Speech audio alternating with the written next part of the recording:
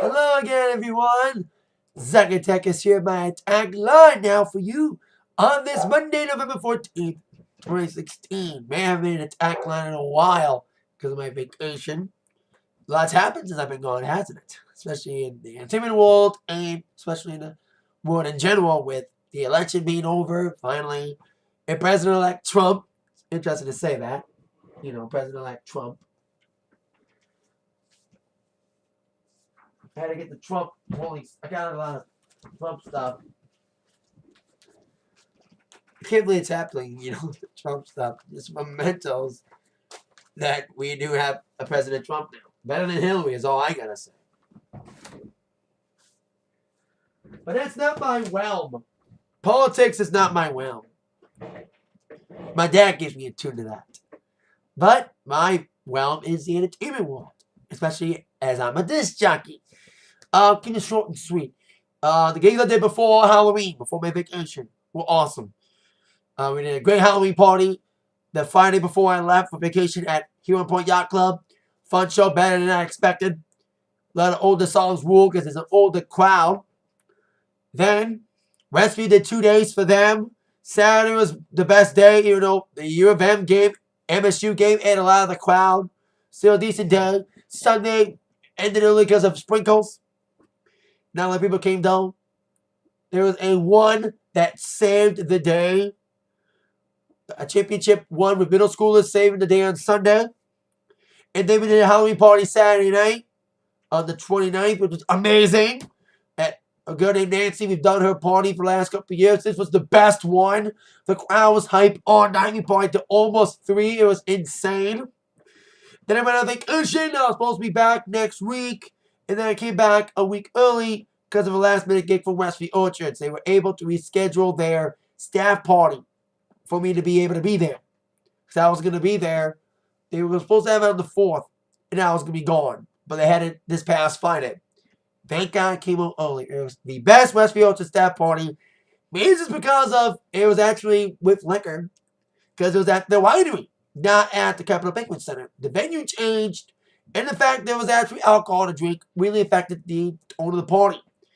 A lot of older songs worked, new songs, a lot of R&B because we had a lot of African Americans who work at Westview requesting like Whitney Houston, Michael, Prince, We kicked the butt in that show this past Friday.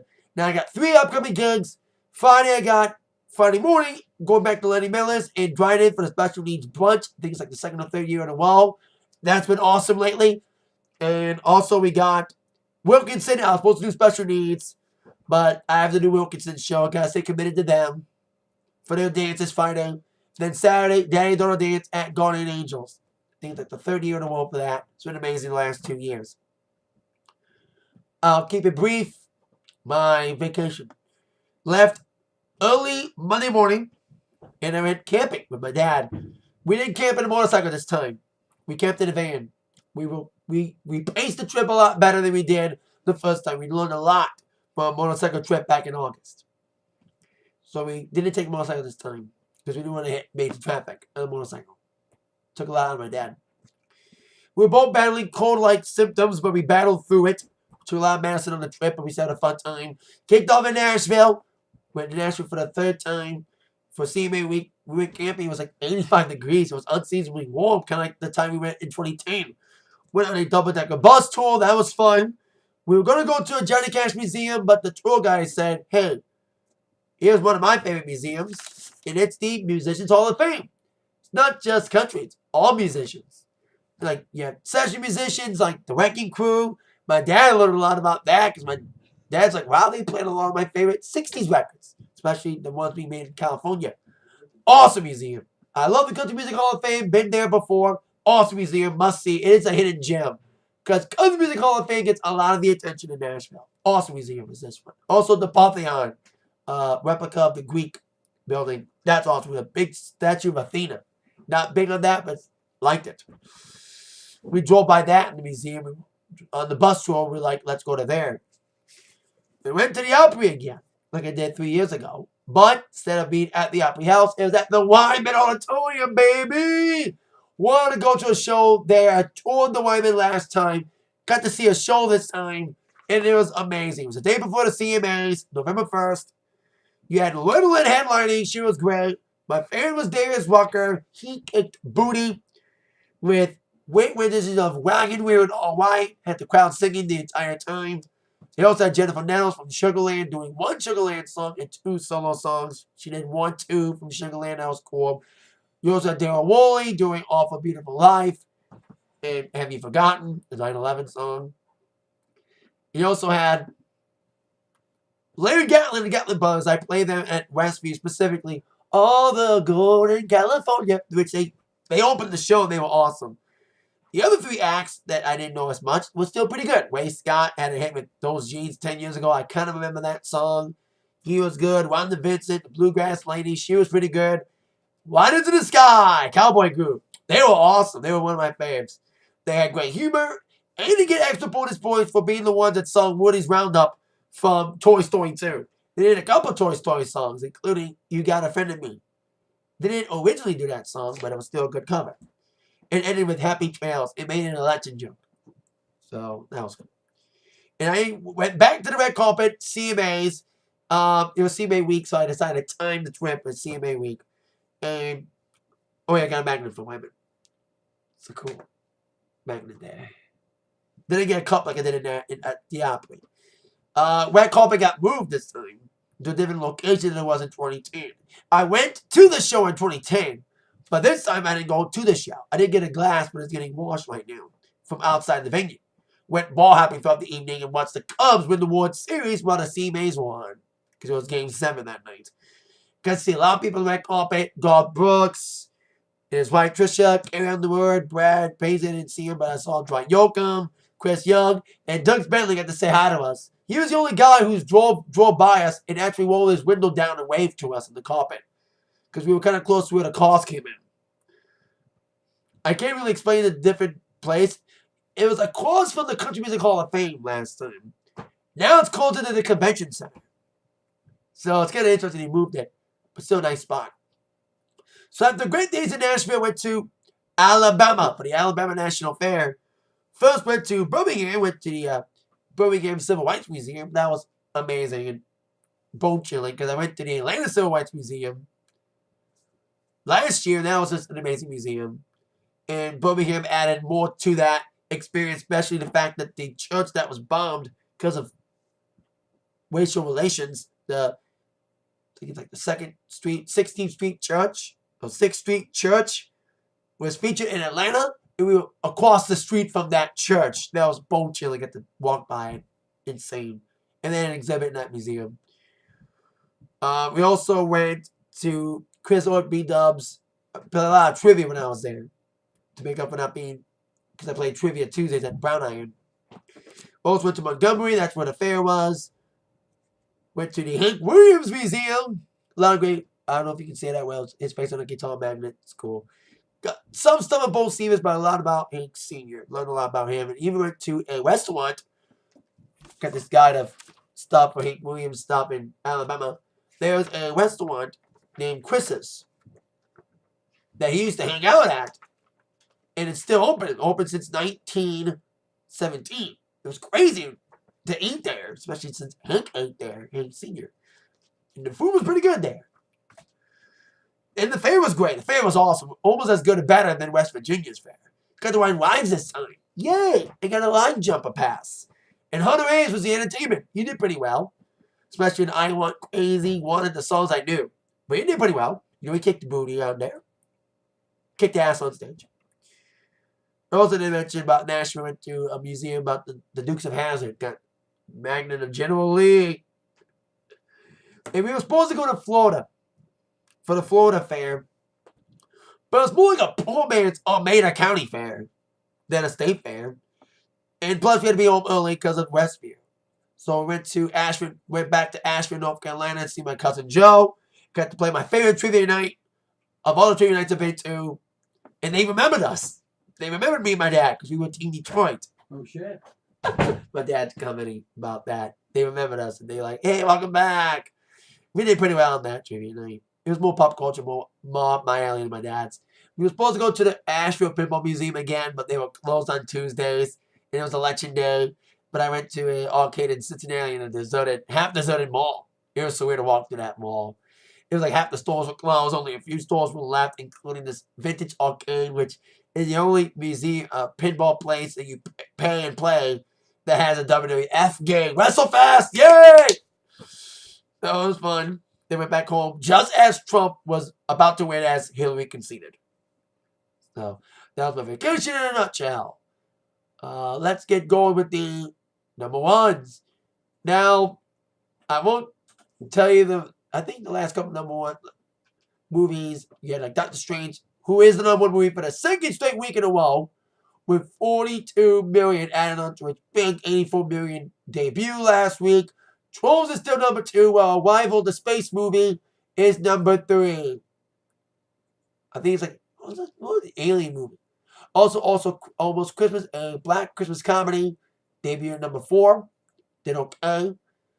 I think Jack Reach was number 1 when I was gone, but I know Doctor Strange was number 1 last week and this week. Still number 1 2 weeks in a row. Now, Billboard number 1s, on the other hand, new number 1s. First with a new number 1 album. Bon Jovi, their 6th number 1 album, This House Is Not For Sale, debuting at the top of the chart with 128 pure album sales, 129 equivalent album units, including from streaming and all of that.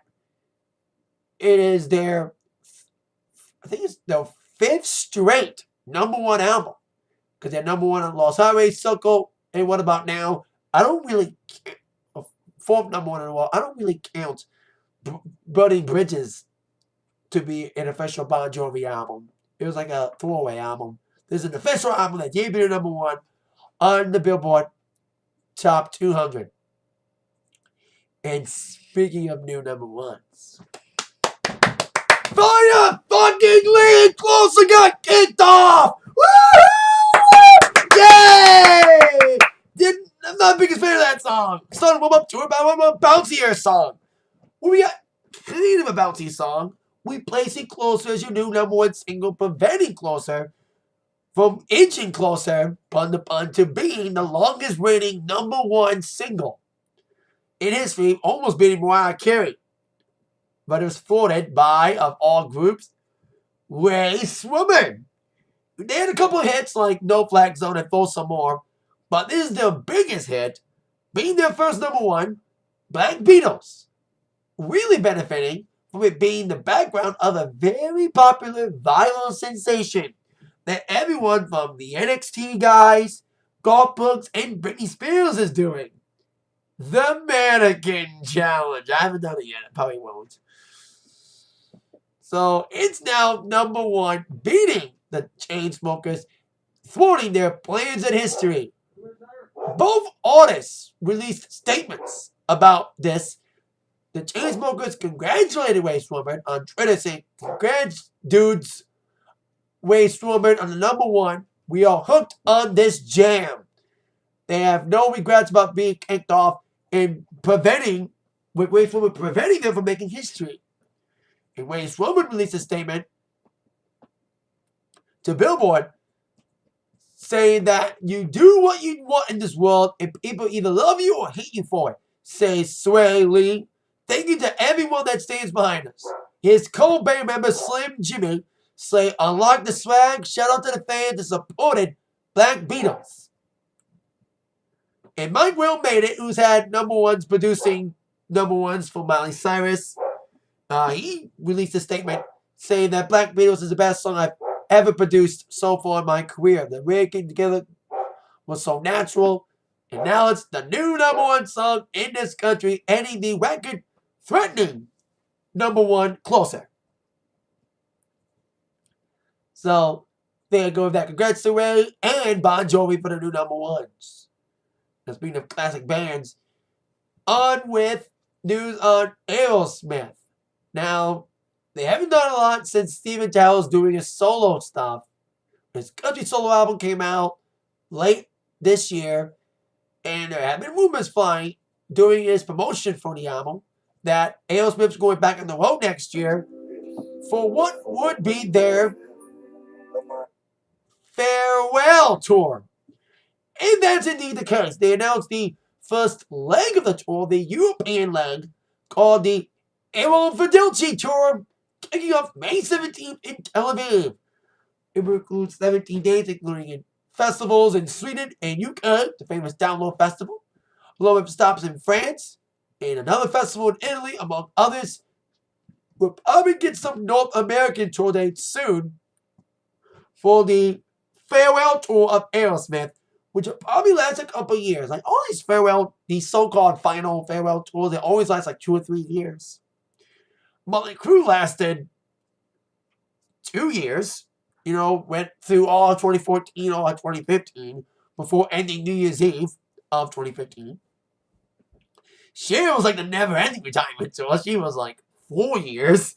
So Aerosmith's retirement, their farewell tour lasts, if they actually retire at all. So there you go. Aerosmith's set to go on a farewell tour next year. Now, I'll do some sad news that happened over the weekend. A lot happened, especially last week, with Trump being elected, and more deaths in the world of music. We lost Prince and Bowie and Glenn Frey, and we lost 2 guys on Thursday and last night, and both had kind of the same first name, Leonard. First, Leonard Cohen, known for the song Hallelujah, has been covered by so many artists, died at age 82 late Thursday night. He had been dealing with health issues, because I read a little bit about him in the more recent Rolling Stone when he was making his album You Want It Darker. And his son produced the album, and he released it with Rolling Stone and penned a letter. His Rolling Stone statement said, "My father passed away peacefully at his home in LA with the knowledge that he had completed what he felt was one of his greatest records, You Want It Darker." Even Rolling Stone said near the end of his career, and maybe the end of his life, he was at the zenith of his powers with this album. He was writing up until the last moments with his unique brand of humor.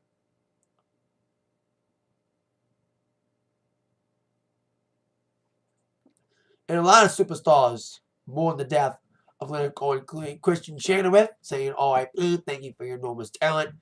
Sarah Silverman said, R.I.P., it feels poignant this death. It's making us remember songs like Come Healing, which is a good one for these days after Trump got elected. JT wrote, "A spirit and soul beyond compare, R.I.P. Next year can only be better," said Win Butler from Arcade Fire. "Seeing Leonard Cohen walking on St. Lawrence Street when I was 21 was enough to make me feel like I had a home." I could read all these tweets all day about Leonard Cohen from the famous stars and rockers that are mourning his death. But this video is already long in itself.